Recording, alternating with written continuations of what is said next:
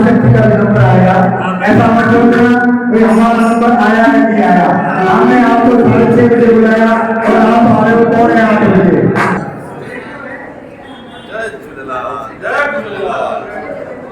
साढ़े 6 बजे बुला के 8 बजे आते हुए हैं।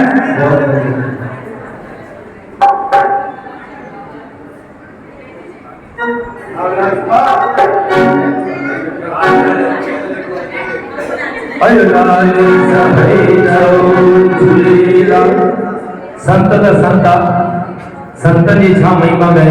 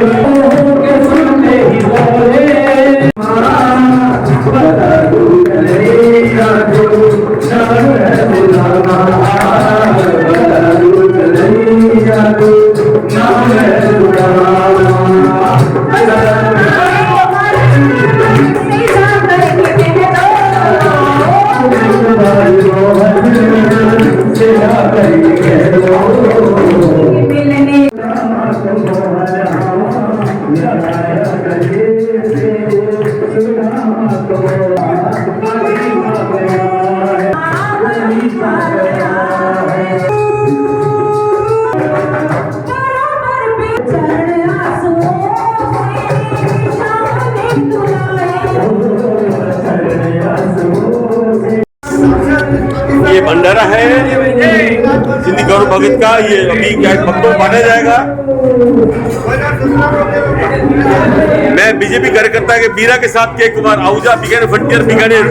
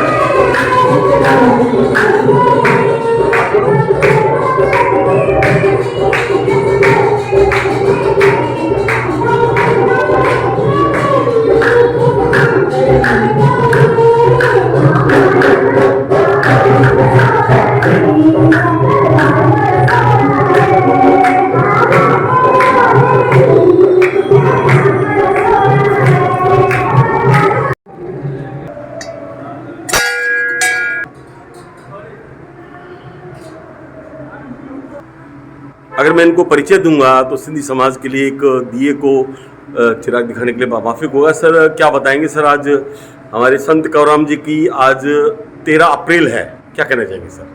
मां आसानंद मंगवाणी सिंधु सभा जो प्रधान भारतीय सिंधी सेंटर पंचायत जो महासचिव। सर माफी चाहूंगा सर, आज का ये मामला के पूरे व्यूअर्स देख रहे हैं, हमारे पूरा भारत देख रहा है। अगर आप सिंधी के बाद अगर हिंदी बोलेंगे सर तो मैं सारी आपकी सारी जो बातें हैं इन लोगों के बारे में जिनकी जानकारी नहीं उन तक पहुंचेगी सर। बात बताइए सर। हाँ, आज हमारा समाज पूरे भारतवर्ष में ही नहीं और विदेश में भी जहाँ हमारा समाज है वहाँ संत कंवरराम की वर्षी जन्म दिवस मना रहा है।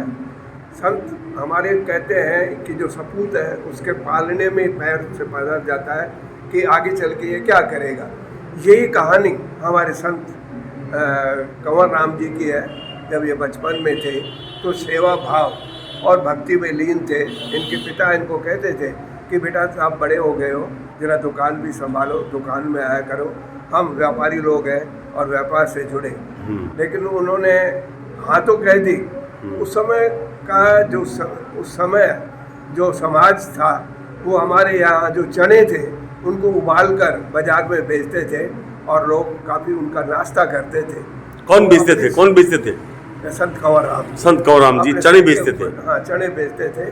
और मतलब पुरुषार्थी थे, मतलब उसका पुरुषार्थी थे नहीं लेते थे। अच्छा, ये बहुत बड़ी बात है। सेवा में थे तो जी, उनके परिवार में जब वो जाते हैं, बेटे कितने पैसे कमा के लाए हो, तो घर ये कहते हैं कि कमाई किसका है, कि कमाई तो उस मालिक की है जिसकी मैं कर रहा हूँ। और क्या बढ़िया बात कही आपने। हमेशा वो उसमें लीन रहते थे।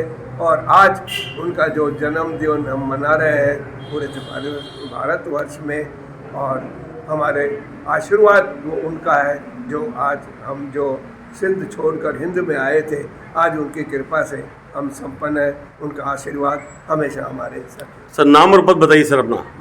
आसानंद मंगवानी और सिंधी सेंट्रल पंचायत का महासचिव। अब मैं आ रहा हूँ उन महानुभावों के पास में जो संत कंवरराम के बारे में बहुत कुछ बताएंगे। संत कंवरराम जी के बारे में सुनने में आया था कि उनको किसी माता रानी ने, माता शक्ति ने एक मृत बच्चा उनकी गोद में दे दिया था।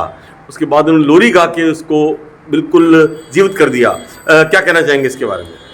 सनन जी ने जो बताया था कि वो संत कंवरराम जो है वो छोले बेचते थे, उनकी जो वो छोले बेचने की जो कला थी, जो आवाज़ लगाते थे, उसको सुन के साईं सतराम दास जी थे, उन्होंने उनको अपने शिष्य बना लिया था और उनको अपनी शिक्षा विक्षा दी थी। उसके साथ वो भजन वगैरह गाते थे। उनके भजन से गाने के बाद में जब वो इतने बड़े हुए कि वहाँ पे जब अलग से कीर्तन कर रहे थे, तो वहाँ पे एक महिला ने जो अपना उनका बच्चा मृत था वो उसको टॉवल में लपेट कर उसको लेके आई कि इनको एक लोरी दो। कितनी बड़ी बात थी है। हाँ जी, लोरी दो। लेकिन क्या है कि वो बच्चा तो मृत था, उन्होंने उनको दे दिया। उसने पत्ताशों का थाल भी था, साथ में 5 रुपये भी थे। उन्होंने वो 5 रुपये थे जो गरीबों थे उनको दे दिए, जो 50 थे वो संगत में बटा दिए। लेकिन जब बच्चे को उठाया तो उसमें न तो वो हिल रहा था न डुल रहा था। तब उन्होंने अपने जो साईं सतराम दास जी थे उनको याद किया और उनको ये कह के कहा कि अगर मैं ये कहता हूँ कि माई ने मुझे बच्चा मरा हुआ दिया है तो लोग विश्वास नहीं करेंगे, और माई ये कहेगी कि हमने लोरी के लिए दिया था और आपने उसको बचाया नहीं। तो वो अपने सतराम दास जी को याद करते हैं और उनको जो एक अर्ज करते हैं, उसके बाद वो बच्चा जीवित हो जाता है। संतों बिना गत नहीं, संतों बिना। अपना पद और परिचय बताइए। मेरा नाम हरीश रूपाणी है, मुक्ता प्रसाद है, तो LIC में काम करता हूँ। मुक्ता प्रसाद कर्मठ कार्यकर्ता है। मैं लगातार आपको देख रहा हूँ, आप कर्मठ कार्यकर्ता हैं बिल्कुल। मैं अभी आ रहा हूँ मेरे मामा जी के दोस्त, मेरे मामा जी के भाई बने हुए भाई साहब के पास में सर।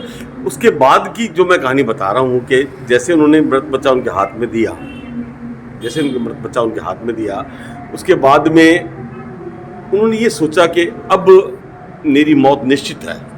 संत कंवरराम जी ने, जैसे कि इतिहास बता रहा है, क्या कहना चाहेंगे इसके बारे में? सच्चे मन से उन्होंने भगवान को याद किया, झूलेलाल को।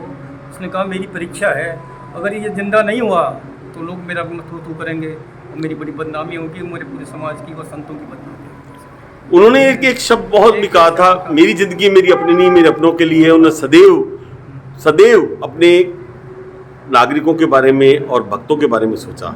क्या मैं सही हूँ? बिल्कुल सही है ये। उनको इतने मतलब बड़े संत थे, भगवान से मिले हुए थे कि उनको अपनी मृत्यु का ही आभास हो गया था। उनको जो मारने के लिए आए थे, उन्होंने उनसे पूछा कि भाई जो हम काम से करने निकले हैं क्या हम पूर्ण होगा?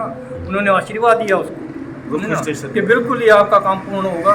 उनको क्या पता था कि मेरे मारने का ही काम मिला हुआ है। मतलब उनको मतलब ये इस बात का एहसास था, एहसास हो गया था कि मेरी मौत निकट है। ऐसे संत कहाँ मिलते हैं? युगों युगों से कभी कभी पैदा होते हैं। साईं हमारे भारत माता, हमारे भारत की, हाँ जी हाँ जी हाँ जी हाँ जी, उन्हीं श्रेणी में आते हैं। हमारे भारत को कोई इस बात के इतिहास का पता नहीं था। अंततः मैं फिर आऊँगा हमारे क्या के मंगवानी साहब के पास में। क्या मंगवानी साहब, जितनी भी ये बात इतिहास में लिखी गई है बात, क्या ये सही है जो कि आज तक उजागर नहीं हुई है कहीं भी? सिंधी समाज एक पुरुषार्थी समाज रहा है, इन्होंने न तो कभी क्या है कि अपना आरक्षण मांगा है। क्या कहना चाहेंगे सर इसके बारे में?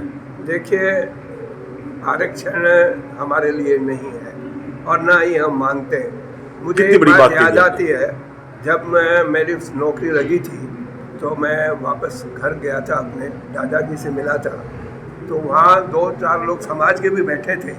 जी। तो उन्होंने कहा कि हमारे आप क्योंकि सर्विस में गए हो तो आरक्षण के लिए क्यों नहीं आप अप्लाई करते या लोगों को क्यों नहीं उजागर करते कि वो करें। तब हमारे दादाजी ने ये कहा था कि हमें इसकी आवश्यकता नहीं, ये एक तरह की भीख है, हम सिंधी लोग भीख नहीं रहना चाहते। कितनी बड़ी बात कह दी। हम अपनी मेहनत मजदूरी करके पुरुषार्थी समाज है हम। हाँ आज जी। हमारा पोता अगर पढ़ा है तो वो अपने पैर पे खड़ा होकर नौकरी पे लिया है, इसके लिए आरक्षण की हमें आवश्यकता नहीं है। आरक्षण उनको दे जो बिल्कुल ही नकारा है, जो इस समाज को जानते ही नहीं है, वो भले ले, हमें इसके आरक्षण की आवश्यकता नहीं है और न कभी हम इसकी डिमांड करेंगे। मैं पूरे समाज को एक संदेश देना चाहता हूं कि आज कंवरराम जी के मंदिर के ऊपर ये मैं खड़ा हूं, हमें आरक्षण की जरूरत नहीं, हम पुरुषार्थी समाज हैं, हम अपने बलबूते पे खड़े हुए हैं, ये सब सरकारें भी जानती है, पूरी दुनिया भी जानती है।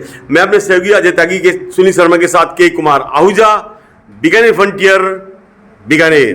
हमारे मामा जी के दोस्त, हमारे मामा जी के भाई बने हुए, हमारे मामा जी के मित्र बने हुए, उनसे मैंने परिचय लिया। सर अपना परिचय बताइए। Laxman Krishnani, retired government servant हूँ, है ना, दुबचलाई में रहते हैं और दुबचलाई भारतीय सिंधु सभा महानगर के। धन्यवाद सर।